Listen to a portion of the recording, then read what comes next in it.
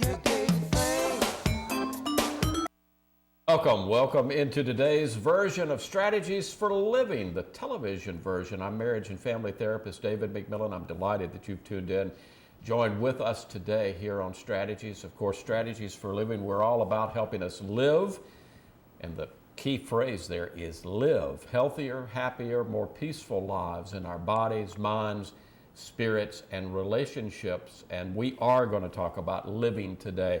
Our guest, our life strategist, is Robin Filler, who is the program director of the Northwest Louisiana Suicide Prevention Helpline. Robin, welcome. Welcome to Strategies. Thank you. I'm happy to be here. Thank you for coming. Suicide is one of those subjects that maybe we don't talk enough about. We're going to talk about it today. We are, yes. And it's one of those subjects we don't like to talk about, isn't it?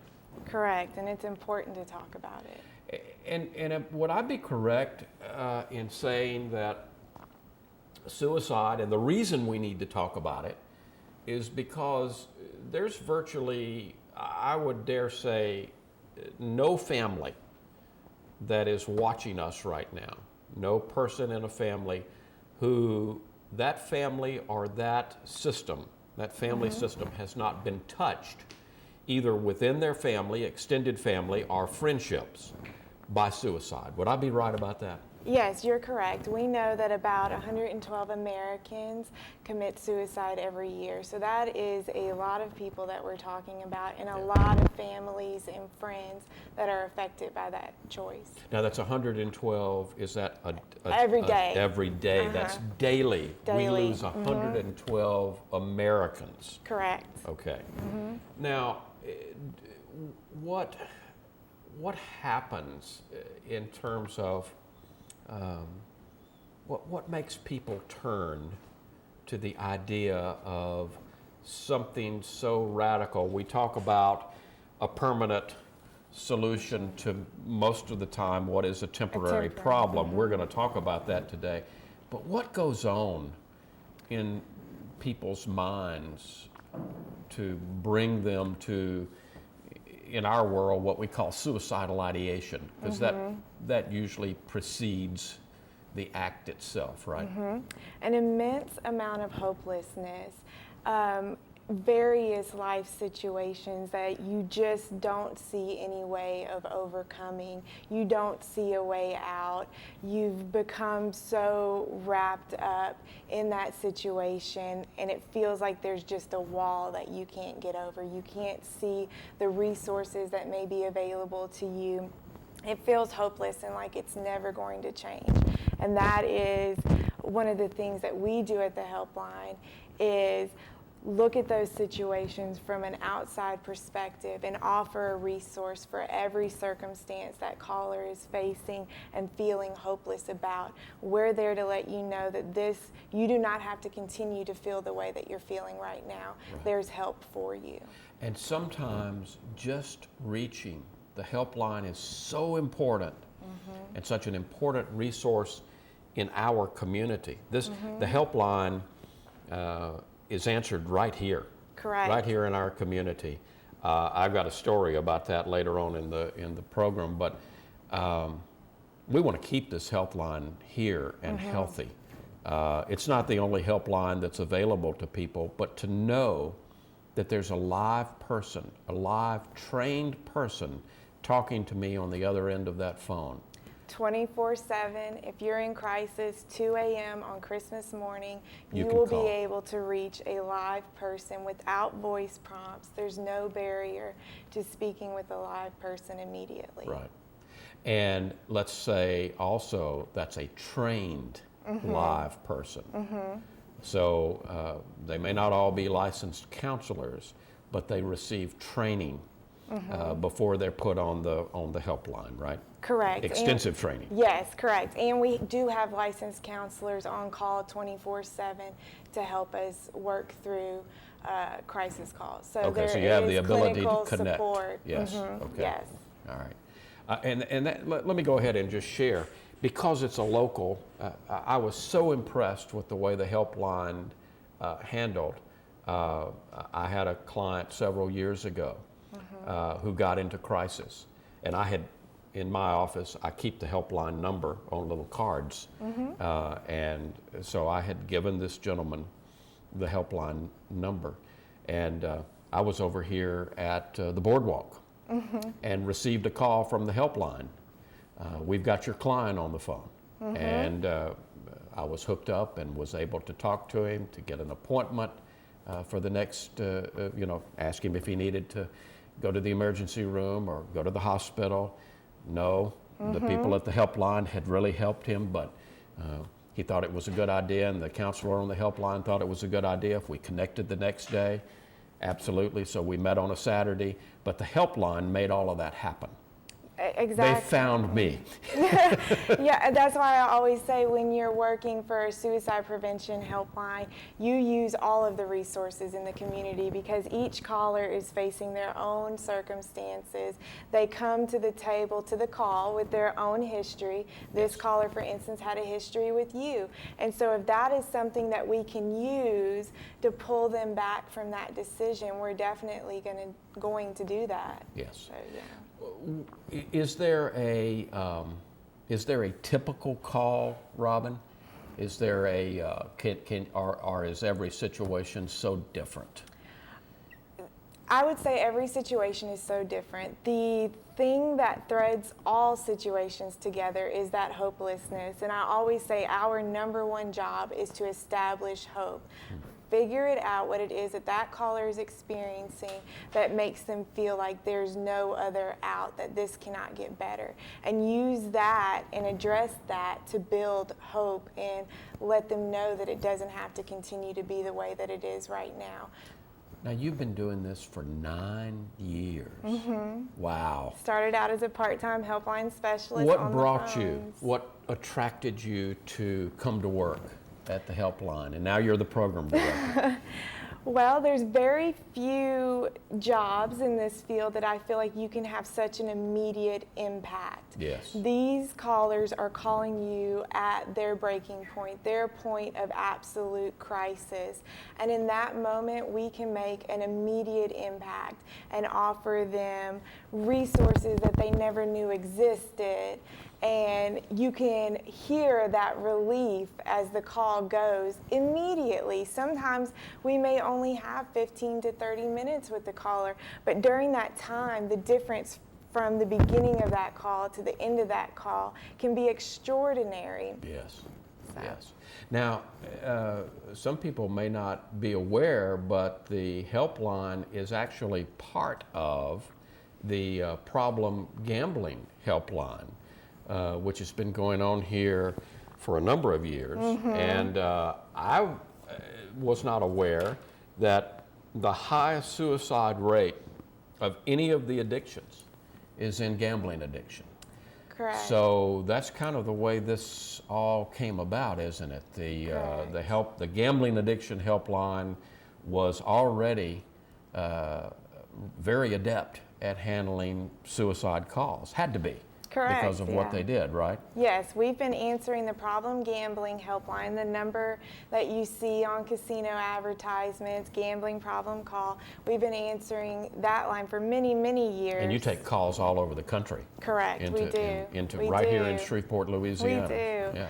And we answer several crisis calls through the problem gambling helpline because when a problem gambler reaches out, they really have hit that rock bottom that we talk about with addictions. And talk about hopelessness. Many times there's been 30,000, 40,000, 80,000, 200,000. It's all relative to the person's situation, but they find themselves in the hole, and it's so enormous they don't ever think they'll ever be able to get out of it. That hopelessness is there. Yeah, we're looking at foreclosures, we're looking at cars being taken, we're looking at families and marriages falling apart. Yes. Because there isn't as much awareness for problem gambling as there is for substance abuse. We find that a lot of times problem gamblers wait till they're deeper in their addiction to reach out for help. So that. Well, you always think that, okay, but the next time I'm going to be able to work myself out of this hole. And the hole just tends to keep getting deeper and deeper. Exactly. Yeah. So in dealing with those, we realized the need for a Northwest Louisiana suicide prevention helpline that can address that. And thankfully, the Community Foundation and United Way of Northwest Louisiana also saw that need and have helped a lot to fund the Northwest Louisiana Suicide Prevention Helpline. Now, is the Suicide Prevention Helpline a nonprofit organization? Do you take donations if people want to help? We will. We are a program of the Louisiana Association on Compulsive Gambling. Just like our problem gambling helpline, our suicide prevention helpline is a program of that organization. So that would be where you would contact. Okay. You can contact the helpline directly if you're interested in that. And you'll connect them to the proper person. But if you are a person who likes to give, personally, I don't think there's an organization out there that is a better place to put your dollars and cents. Because again, how do we know that someone that has been saved from taking their life won't, a year from now, 5 years from now, make an impact that will change our city, change our community, change our country or our world? How do we know that? Yeah. We don't. Now, one of the things that sometimes we get reticent about, both as family members and as counselors, we sometimes get shy about talking about this. When we come back from break, I want to talk a little bit about this because, Robin, sometimes people get the idea that we can plant a seed. So can we talk about that when we come back? Sure. All right, we're talking to Robin Filler, who is the program director of the Northwest Louisiana Suicide Prevention Helpline. And we will continue with Robin as our life strategist today here on Strategies for Living. Stay with us. Much more to learn, much more to come. We'll be right back.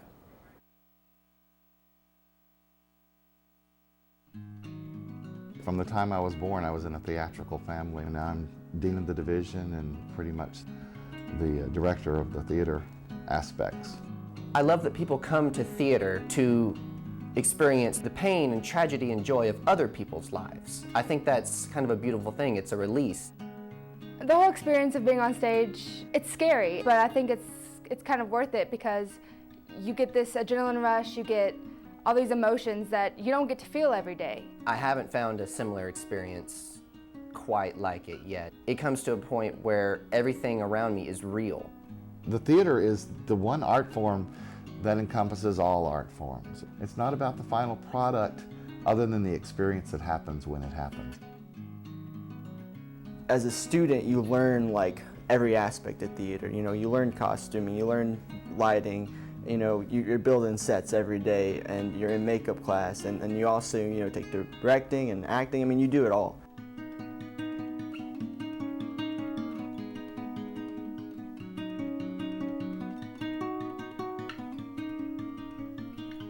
The hardest thing for some students to grasp is the language that they're dealing with, and you have to help them along.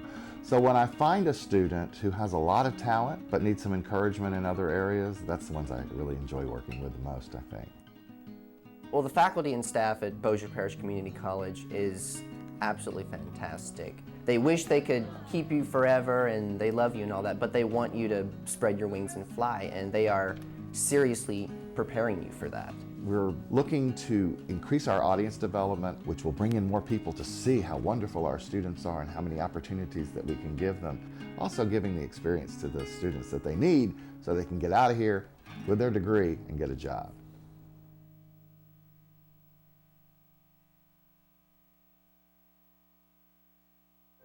A promise was made.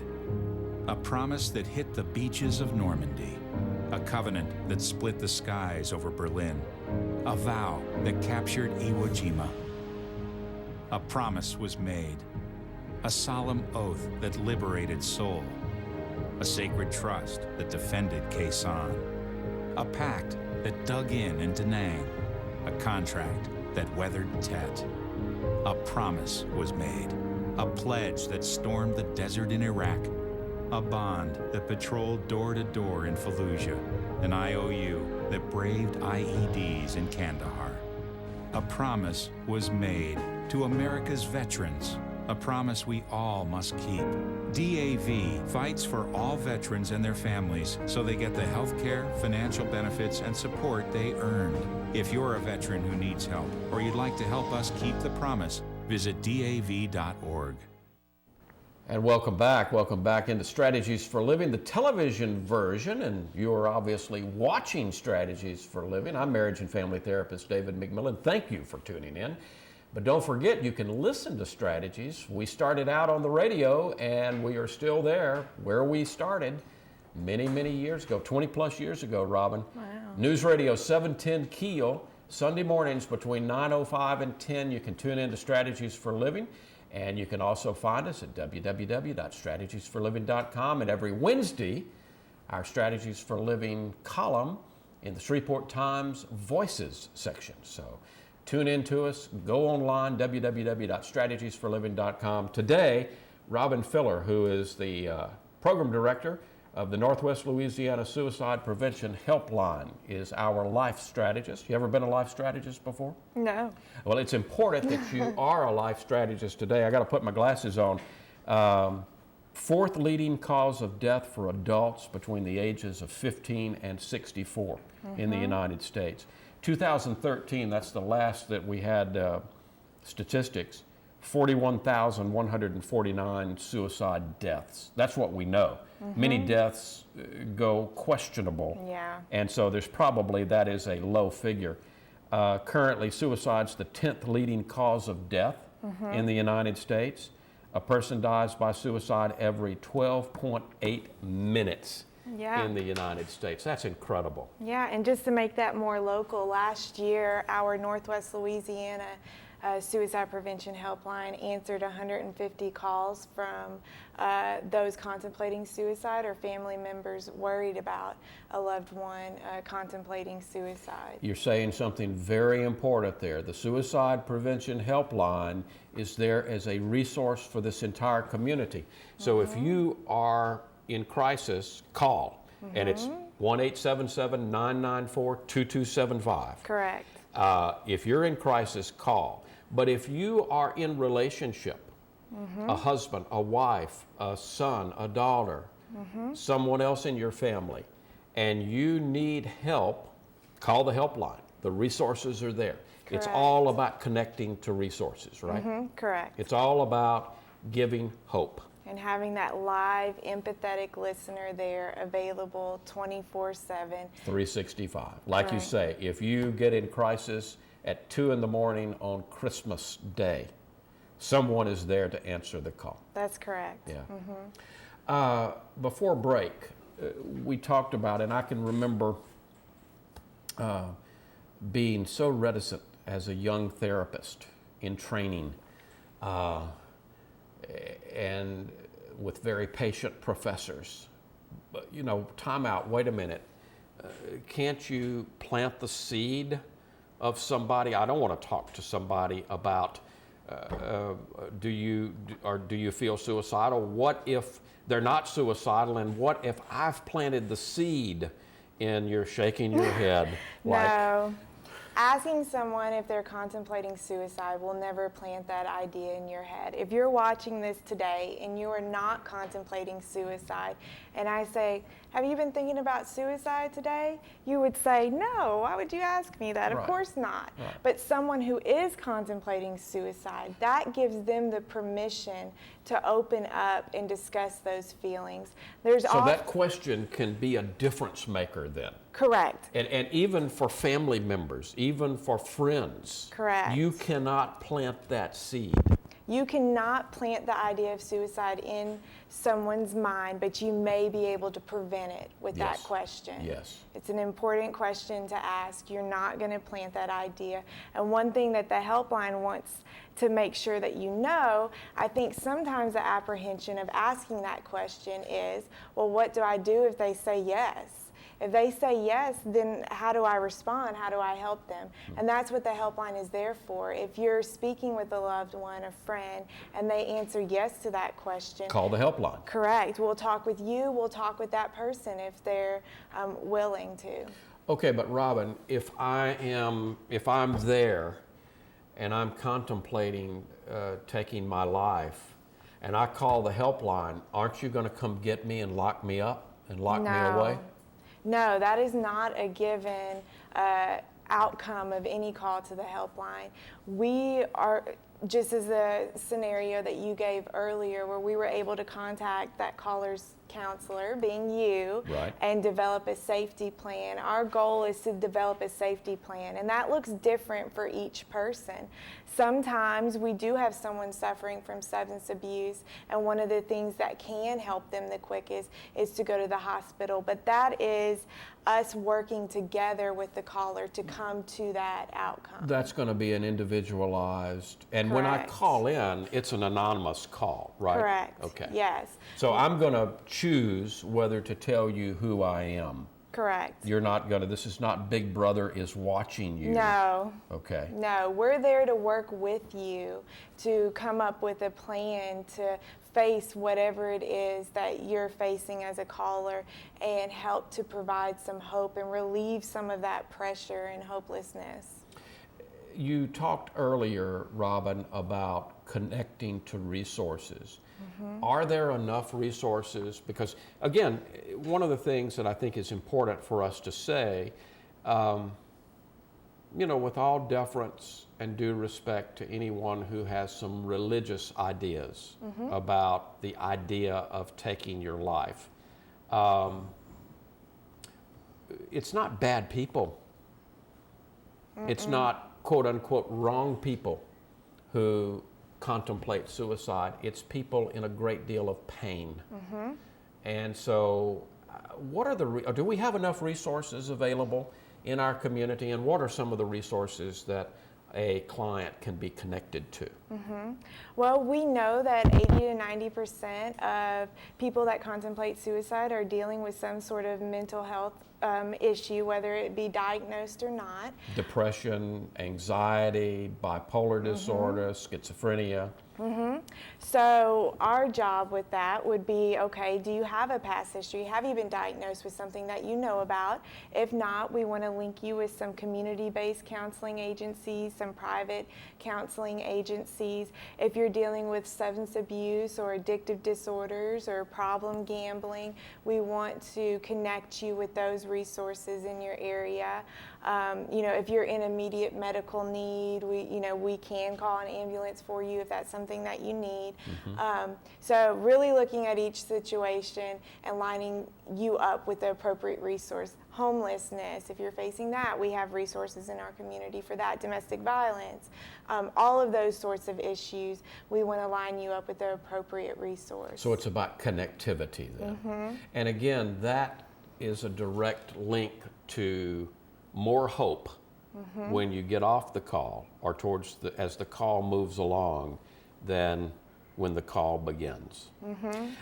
We were talking before we went on the air, through the years of dealing with people, one of the most profound things that I've had to deal with are people who a mother, a father, a son or a daughter, some other relative took their life, and I'm dealing with, in my office, the survivor. And one of the things that is absolutely just obvious to me, that is not ever going to be obvious to the person who's facing the pain of the contemplation, the depression, the anxiety, whatever the pain is, the addiction. It's not people who are wrong or bad who contemplate suicide. It's people who are in a great deal of pain. We all carry a pain load with us all the time. You have a pain load right now. I have a pain load. Issues in our lives that we deal with. For most of us, we go along and we deal with it fine. But there are occasions when it's the proverbial straw that breaks the camel's back. And that's what we're talking about, isn't it? Yes. We're talking about a pain load that just one more feather, one more straw, and I'm broken. And so one of the things that we have to make sure that people understand is that you think for a moment, it's an irrational thought, but it's still a thought nonetheless. If I just take myself out of here, then I'll eliminate pain. Pain's never eliminated, it's past.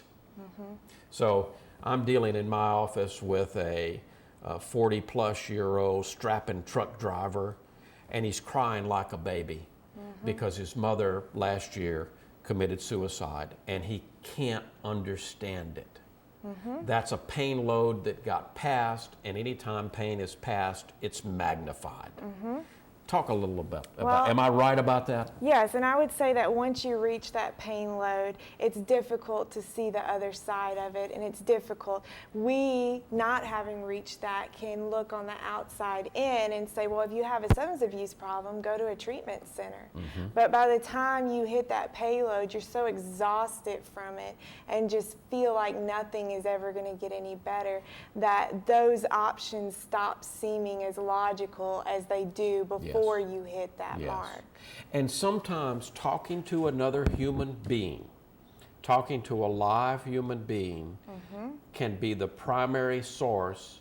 You know, we can't go to the emergency room and they can't give us an injection of hope. They can't give us a hypodermic full of hope. But how do we get that? We get that from human being to human being, contact. And that's one of the real pluses to the Northwest Louisiana Suicide Prevention Helpline, isn't it?